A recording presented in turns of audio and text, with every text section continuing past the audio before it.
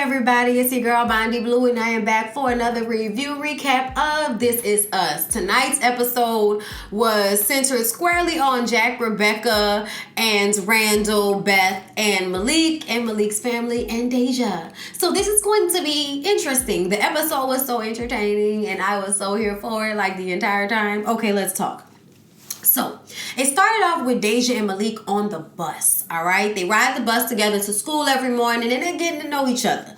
Deja remembers being in Philly only one time before when she was really small, and all she remembers is being in the car with her mom and her grandmother, who just so happened to be Pam Grier, all right? And seeing houses that had lights on them, even though, like Christmas lights, even though it was warm outside, and they're in Philly, so that means that it was not Christmas time. Malik asked her to skip school so that he can show her his version of Philly and not Randall's, watered down historical version of Philadelphia. She obliges. So first they go and get a Philly cheese steak from his spot. I think it was called Mike's, all right? His grandfather was a regular there to the point where there is a sandwich named after him. And Deja is like, oh, wow, man. Like, you must feel so lucky to have roots like this, to be somewhere long enough to be a regular. She's never been anywhere long enough to be a regular. And so then he introduces her to everybody and says she's going to be a regular here now. And I was like, oh, y'all are so cute. Then they end up in the park lying in grass, holding hands after they've gone around and seen murals and, like recycled gardens and stuff like that. It was all very interesting and very picturesque, if I might say. So like I said, they ended up in the grass holding hands. And they were about to lean in for a kiss, but then Deja gets up and starts to walk away. He chases her and asks, what's going on? What did he do wrong? And she's like, you give me butterflies. I have never felt like this about anybody before. But you've had girlfriends. I mean, I think about whatever you must have told, Janae's mom when you were with her. Like just basically saying, I'm inexperienced and you are very experienced, obviously. And then he says, when it came to Janae's mom, he really never expected her to like him. And then, they had the baby, and after that, they weren't together anymore. So it was just kind of like a whirlwind type of thing. It didn't mean he had game and he was out here macking on chicks, okay? That wasn't necessarily the story.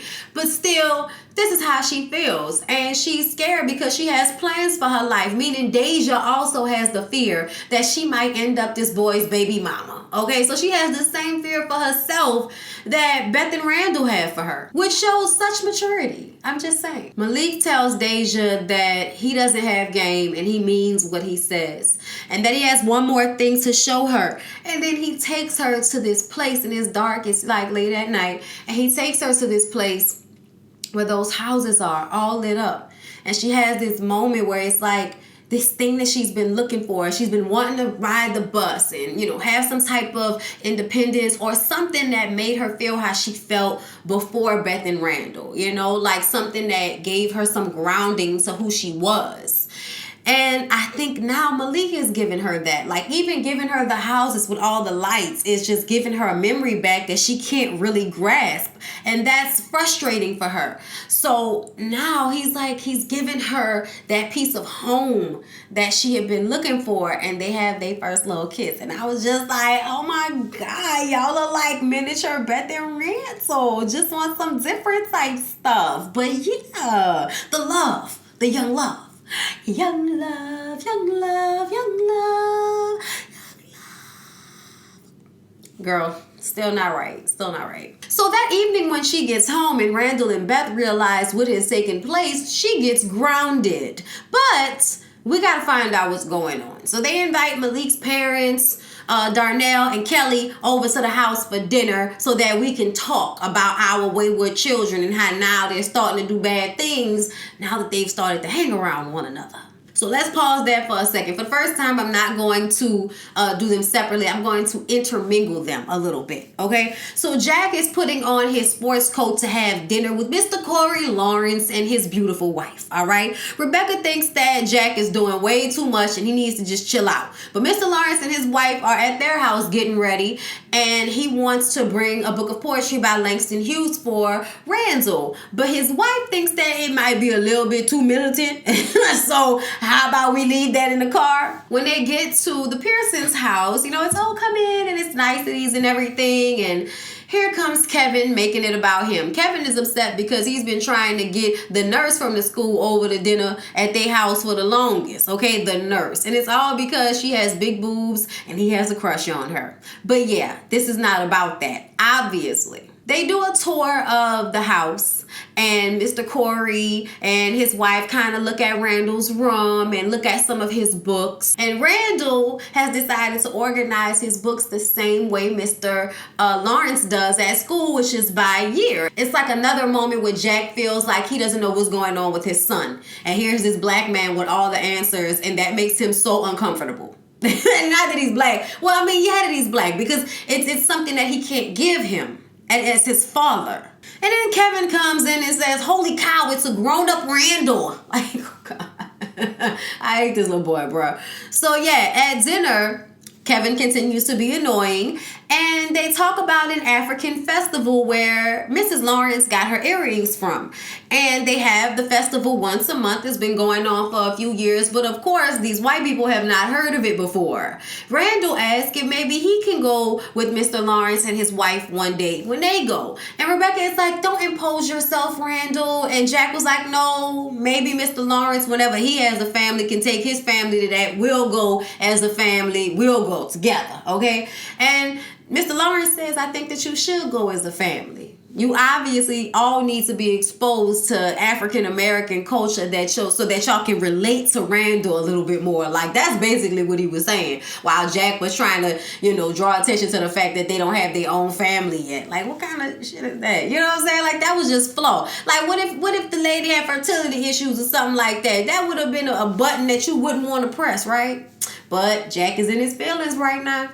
Right now. After dinner, while they're cleaning up, Rebecca says, I don't know what's going on with you, but your son will always choose you, okay? It doesn't matter what Mr. Lawrence does or what you do. Your son will always choose you. So do yourself a favor and do Randall a favor and don't make him choose, okay? Obviously, Mr. Lawrence is giving him something that he needs right now, and you don't need to make it about you and ruin that for Randall, all right? So when Mr. Lawrence and his wife are leaving, Jack goes outside and says, look, I used to be able to answer all of Randall's questions. Even if they were hard questions, I had answers. And now he's asking more complex questions that I just don't have the answers to. And I feel like I'm letting him down. Corey says that he knew when he was coming to that school that he would be the only black person, but it was the best, so he wanted to teach at the best. And when he met Randall and saw that Randall was searching for some form of identity, he realized that he could help him with that. But at the end of the day, he will just be a teacher that Randall liked one day. He won't really be as important as Jack being the grandfather to his children and his parent for his whole life. You know what I'm saying? You're still going to always be more important. Jack says, well, I mean, I can't teach my son how to be black. And he was like, don't say that, because you can't, okay? Like, you don't teach somebody how to be black, all right? So he goes and gets the book of poetry that he had in the car. And he says, my wife didn't want me to bring this in here, but I'm going to give it to you. All right. So Jack goes inside and he gives the book to Randall. And Randall says that I already know one of the poems by heart, and he recites it to him. And y'all, I forgot. I've heard this poem so many times, I forgot the name of it. But it's one of the poems that just talks about how I am America too. I think that's what it is. I am America too. Just describing as a black man how I have to sit in the kitchen and eat the scraps. But that's all right. I am America too. And one day I'll be sitting at that table and you won't be able to tell me to go in the kitchen and eat. You know what I'm saying? So that was what the poem was about. So it was a moment for Jack to be able to share something with Randall that is gaining him an understanding of who Randall is about to be in this world, who he already is in this world. And from then on, they say that they can read Langston Hughes together. And I was like, if y'all actually kept doing that, that's what's up. That's really what's up. So y'all, Malik and his parents get to the Pearsons. And Beth doesn't want to be closed-minded, so she has on open-toed shoes. But she also has, you know, little hiding spots with bottles of wine everywhere, because this is going to get awkward, and she already knows that. Malik's mama Kelly is already calling Deja a fast girl in the car on the way to the house. So we already know this is about to be an issue. When they get to the house, they have the baby with them. So, of course, everybody's like, oh, the baby's here. Like, of course the baby was going to be there, but still it's like, oh, the baby's here. Oh. And also Darnell and Kelly don't drink. How great. Y'all don't drink. So they offer them a tour of the house, right? Darnell tells Randall that when he was a kid, he used to trick or treat in his neighborhood and wonder what these houses look like. He was like, it must have really set you back. And he like, oh, well, you know, or maybe not, councilman, like that. Basically kind of joking and calling Randall bougie. And he's like, I think they just called us bougie. And Beth is like, baby, we are a little bougie. We're Whitley Gilbert after Dwayne Wayne, okay? And that's good and bougie. We'll take that bougie. Randall and Darnell talk about the kids getting detention for skipping school that day, okay? So, you know, it's not that big of a deal, but come on now. Like, we don't want this type of stuff happening. Deja is over there on the sofa holding the baby while Ann and Tess goo-goo gaga over Malik's baby. Darnell takes responsibility for his son and says that he knows that it's his knucklehead son's idea, but he's a romantic and it's Darnell's fault. Now, y'all know Randall can understand that. Randall is a romantic. Darnell says Malik said that it will never happen again. And if Malik says that it will never happen again, then it will never happen again. So basically, y'all trying to let us know that even though Malik is an irresponsible teenager who got his girlfriend pregnant, his word is his bond? Is that what y'all trying to tell us? Okay. We'll give it a moment. Darnell also says that if he says a girl is special, then the girl is special. So, you know, just saying that they recognize, at least Darnell recognizes that Deja must be special, not having the same sentiments as his wife Kelly, who is upstairs walking around with Beth. And then she makes a comment about how, oh, it must be so hard raising someone else's child. Once she asked how long Beth and Randall had Deja before, because Malik told her that Deja's mom was a crackhead and at one point they were living in their car. And Beth says, no, because she's our daughter, but yeah, she's had a hard go of it. And Beth says, oh, but you know, you've had a hard time too. It must be hard raising your child's child. So we can tit for tat all day, sis. We can tit for tat all day. Beth asked Randall to join her in the pantry after that. She needed to take a swig of that wine.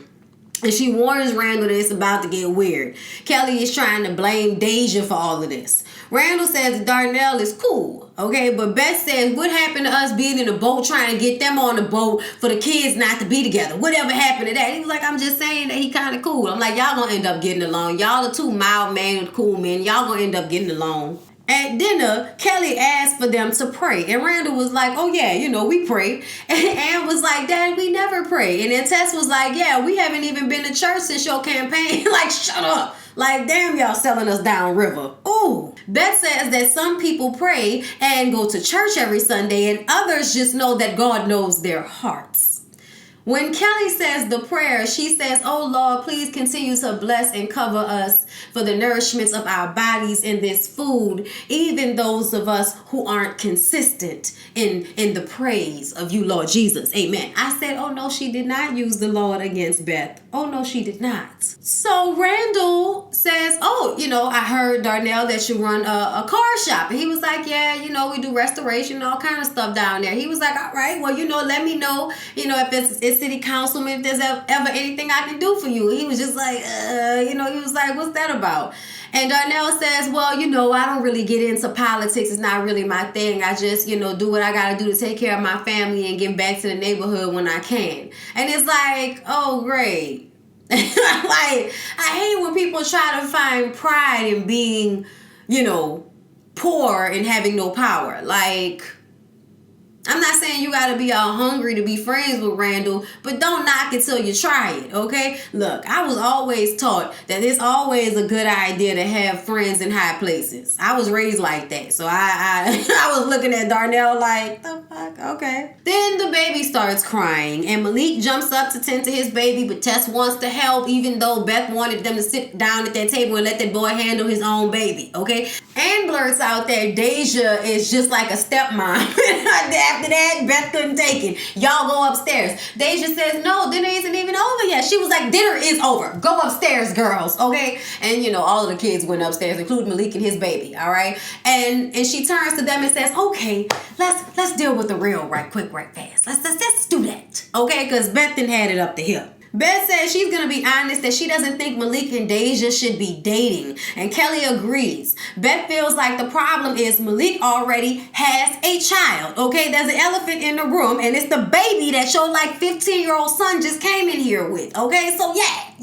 We feel like we don't want the little boy full of sperm that's already fertile impregnating young girls to be around our daughter, okay, and impregnate her and ruin her life. No, we don't want that, okay? Kelly thinks that Deja is fast and puts it out there that Deja went to the movies with Malik, and Beth and Randall had no idea about this. So Beth is like, oh, now she's sneaking around. And Kelly says, I'm not surprised. And Beth turns to her and said, Kelly, you tried me earlier. Please don't make a habit of it. Do you hear me? I said, oh, yes, get it together. Because you're not about to come in my house and disrespect my parents and my child like she's a problem child, and your son with the baby is just so great. Okay? Like, no, you're not. No, you're not.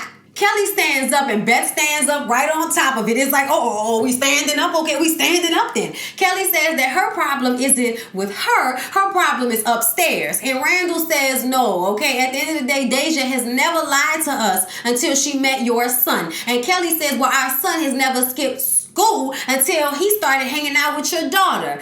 All right, so we can agree that they don't need to be together. That's what Beth says. And Beth says, because, we don't want any unplanned pregnancies. Kelly says, oh my God, girl, Malik is not having sex with Deja. And Beth says, and you know that how? Because he told you so? Did he tell you the same thing when he got Janelle's mother pregnant? You know what I'm saying? Like, girl, you don't know what's going on with your child. Because if you did, then you would have known when he was out here getting a little girl pregnant. Go on somewhere with him talking about you know that they not having sex. How you know that? Okay. Now at this point, Beth then rolled up on her. Okay, like we right here. So both of the husbands have their hands on their wives' shoulders and are pulling them away from each other, very gently and softly. But it's a problem right now. Randall says that he's worried Malik will take her back to where that they saved her from. Basically, we are scared that your son and his baby is going to take our daughter back to poverty, where we tried to escape from with her. All right, that was basically what they were saying. Darnell starts to pull off his shirt and shows his tattoos and says, you can see us for the mistakes I've made, or you can see us for who we really are, okay? And I'm a man that's just trying to take care of my family and raise my kid right. And my kid is just a good kid with straight A's who loves to make his daughter and his mother laugh, okay? So you can either see us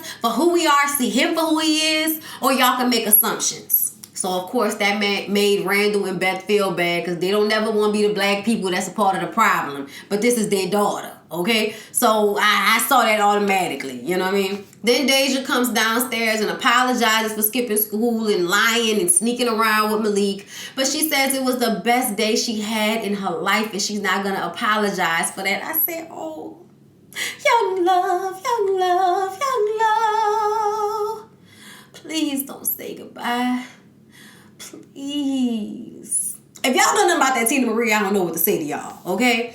And later on, Beth and Randall go up to Deja's room after Malik and his family left. And they tell Deja that they've talked about it and they've thought about it. They say that she can continue to see Malik, but with parental supervision, either over here with us here or over there with his people there. And then Randall says that we really didn't get a chance to, get to know him this dinner. So why don't you tell us about him? And they sit down on the bed and she says he's confident but not cocky. She said he makes her feel like herself. It's like he gives her a piece of home. I said, oh, Lord, y'all are not going to be able to break them two children up.